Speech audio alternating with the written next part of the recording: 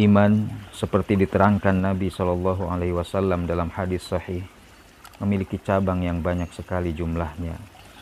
Mulai dari komitmen tauhid, tidak ada Tuhan selain Allah, hingga kepekaan terhadap kebersihan dan kesehatan lingkungan, seperti memungut dan menyingkirkan hambatan di jalan. Hadis ini mengajarkan kepada kita bahwa iman pada dasarnya bukan hanya kalimatun tuqal atau kata-kata yang diucapkan, melainkan keputusan yang menuntut tugas dan tanggung jawab multidimensional, berupa kepatuhan kepada Allah, kepedulian ke sesama manusia, dan keluhuran budi pekerti atau akhlakul karimah. Menarik disimak pertanyaan Nabi SAW untuk menguji kadar keimanan para sahabat. Nabi bersabda, "Siapa yang pagi ini saum?" "Saya, Tuan."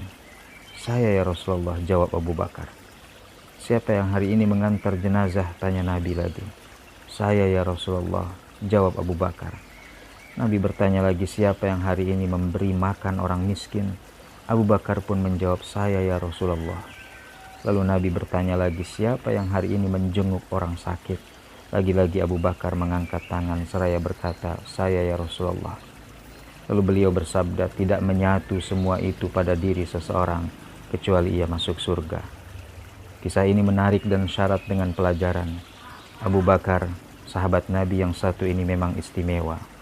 Ia selalu bersama Nabi di kala suka dan duka. Ia adalah sahabat yang menemani Nabi di Gua Hira.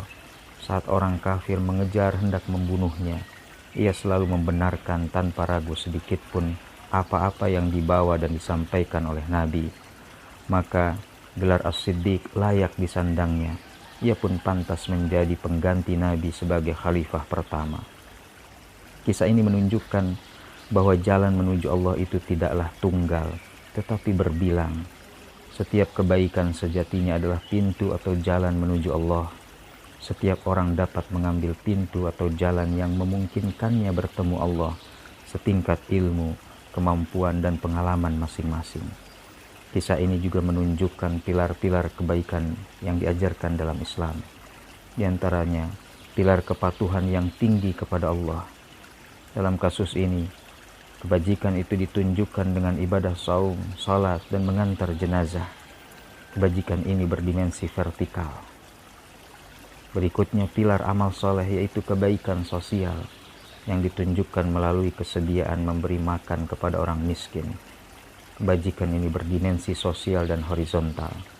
Lalu berikutnya lagi adalah pilar akhlak dan keluhuran budi pekerti yang ditujukan dengan menjenguk orang sakit.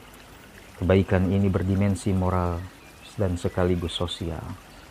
Dalam Al-Quran, kebajikan yang diajarkan Nabi seperti diperagakan oleh Abu Bakar As-Siddiq itu namanya albir, yaitu kebaikan yang lapang dan luas.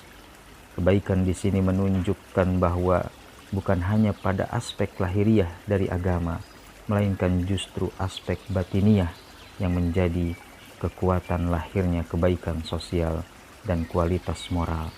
Itulah iman.